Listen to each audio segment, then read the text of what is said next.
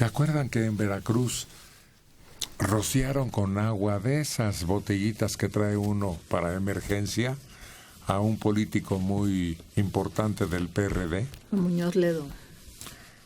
No, Encinas. A Encinas. Sí, cierto, perdón, Alejandro Encinas, que se enojó, incluso intentó golpear o reclamarle al que le había hecho eso. Sí, pues ahora se repitió. Burlas y críticas en redes sociales. Un video muestra el momento en que personas corren al gobernador Duarte del café de la parroquia en medio de abucheos y gritos de fuera, fuera. El gobernador del estado de Veracruz, Javier Duarte, es causa de ahora la burla de todos los que tienen ante sus ojos este hecho en la parroquia, en el malecón. Los encargados de la protesta fueron jubilados y pensionados del Instituto de Pensiones del Estado. A pesar de la grabación, Javier Duarte negó que haya sido corrido del café La Parroquia. Es que eso es fue un doble de Duarte. Y ayer circuló en redes sociales, típico que crean un video donde están todos los de la vecindad del Chavo en aquel capítulo donde culpan al Chavo de que se robó algo, y entonces ponen la imagen de Duarte y don Ramón, ratero, y doña Florinda, ratero, y entonces se empieza a oír en todo el video, ratero, ratero, ratero, y la cara de Duarte al centro del video en YouTube. Ha sido objeto de caricaturas muy agresivas este hombre. A ver, oigamos.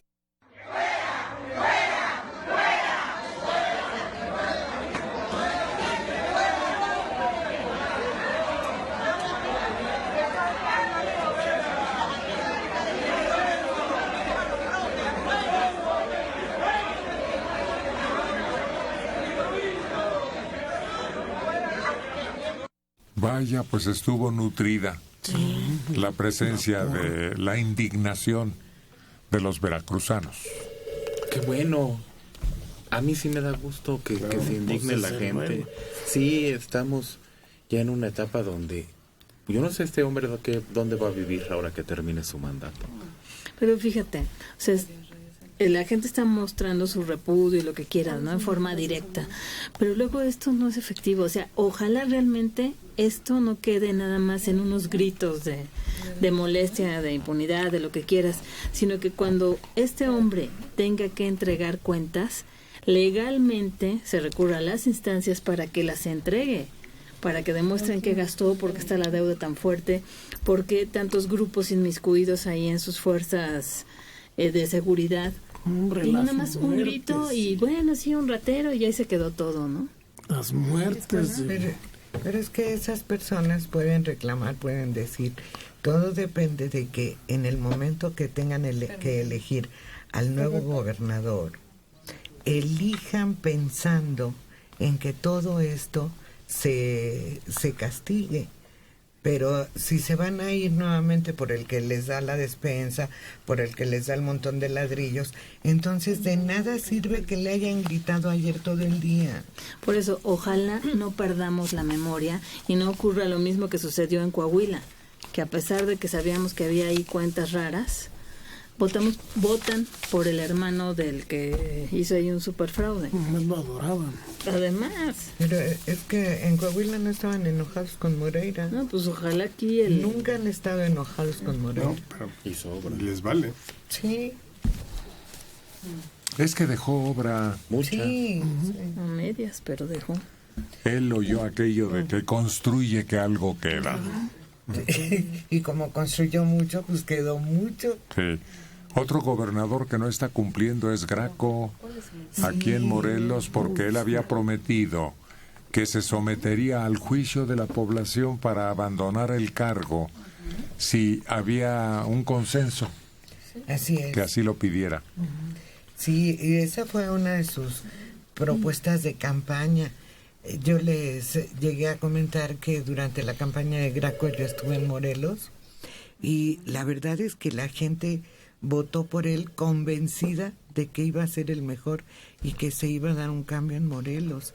Y ha decepcionado terriblemente. Claro, porque además son como ese tipo de promesas de promete que nada pierdes, alguna cosa así. Porque él no podía decir... Prometer no empobrece. Prometer no empobrece. O sea, él puede decir, yo estoy dispuesto a someterme al escrutinio público a la mitad de mi gobierno para ver si sigo o no. Sí, pero no es porque él lo decida, lo tiene que decidir el Congreso. Claro. Y si el Congreso, y si él no impulsa una iniciativa, o el Congreso no lo hace, nadie Exacto. lo va a llevar a cuenta. No hay iniciativa para sacarlo del gobierno, pues no va a salir. El Bronco prometió lo mismo. Se echó para atrás. Dijo que eso afectaba la continuidad. Lo que sí yo garantizo, se los digo a 5 años de... El Bronco no va a terminar bien su mandato, ¿eh? Además, es una cosa, yo no creo que sea la mejor figura la de la revocación del mandato a los 3 años, digamos. O yo creo que más bien lo ideal sería un juicio de residencia terminado el gobierno, donde tú pudieras, a ver, tú no te vas a ningún lado, te vas a sentar aquí los siguientes 6 meses a auditarte todo lo que hiciste y de ahí ya si se desprenden responsabilidades, adelante. Porque para como somos en México, un juicio, revocación de mandato, digamos, que lo puedas meter en cualquier momento del gobierno, lo único que vas a hacer es enardecer la política. Porque cuántas veces los partidos dicen, es que ahorita debería estar revocado el mandato, y son cosas eminentemente de interpretación política, de lo que para unos está haciendo mal el gobierno y para otros lo está haciendo bien. No, en todo caso la revocación tendría que ser por delitos cometidos. Y castigar efectivamente los delitos, porque ya ni recuerdo en qué sexenio se crea la Contraloría de la Federación para castigar todas las desviaciones de recursos. Ustedes traten de recordar, creo que fue en la época de Miguel de la Madrid cuando se crea. Sí, en la época de don Miguel de la Madrid cuando se crea la Contraloría. En todos estos años que sabemos que ha habido raterazos, pero raterazos en los diferentes gobiernos, ¿a quién ha castigado la Contraloría? Nadie. A nadie. Y luego cuando castiga a alguien, los inhabilitan. Se van en las bolsas con 20, 30 millones de pesos y los inhabilitan 10 años para que se vayan de vacaciones a Europa a gastarse sus millones de pesos. ¿Qué sentido tiene? Claro, imagínate que te castiguen, ya no vas a poder trabajar los siguientes 10 años en la administración pública. Ya sacaste 35 mil millones. ¿Qué No trabajo, tiene? ¿cuál es el problema? Es más, compro la administración pública. Sí. Jorge Morán Guzmán, de 62 años, en Gustavo Amadero. Observando lo que le acaba de ocurrir a Duarte, le preguntó al historiador de la mesa: ¿nunca ocurrirá un estallido social en contra de este gobierno ladrón y cínico, y que además comunicadores como Sergio Sarmiento y Martínez Serrano defienden? No, yo sigo viendo que no hay posibilidades de un estallido social como una revolución, no. O sea, habrá protestas, marchas, manifestaciones, pero yo no creo, no, porque la gente, insisto, independientemente de la gravedad del país, la gente tiene una vida normal. Así es. Una vida donde puedes conseguir pues, un trabajo para sobrevivir, donde el de al lado quizá te ayude. No es una cuestión económica todavía la que estamos viviendo. Si no hay una escasez de alimentos, exacto, o de hambruna, servicios, o de no. nada, todo está.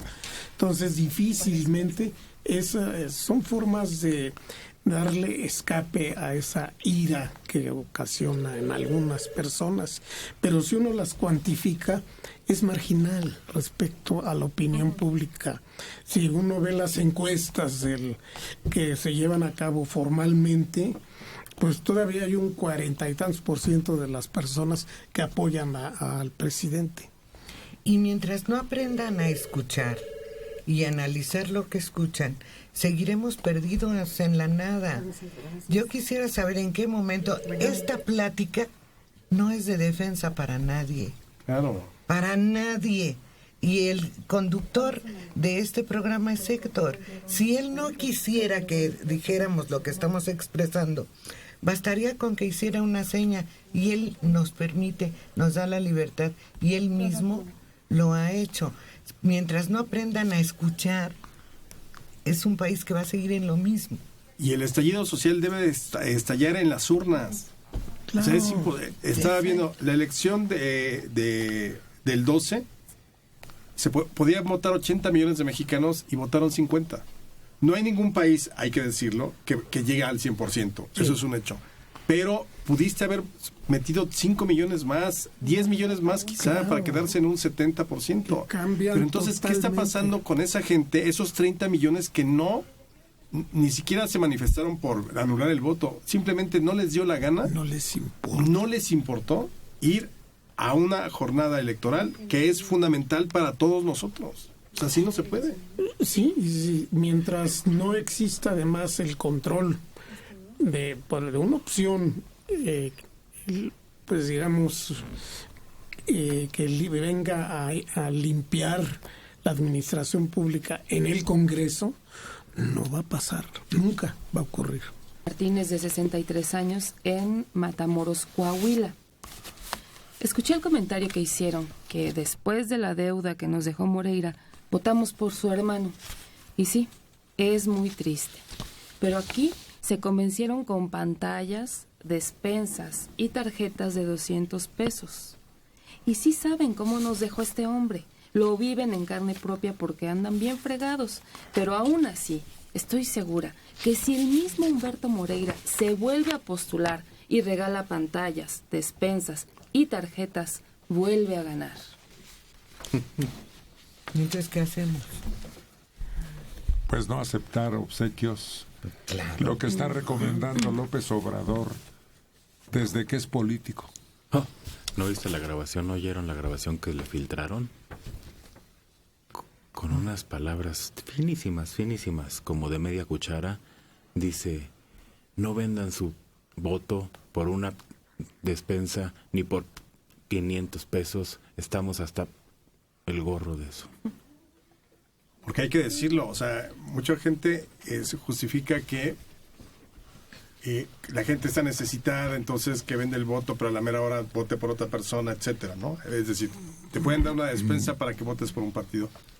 Tan delincuente electoral es quien te ofrece comprar el voto como quien lo vende.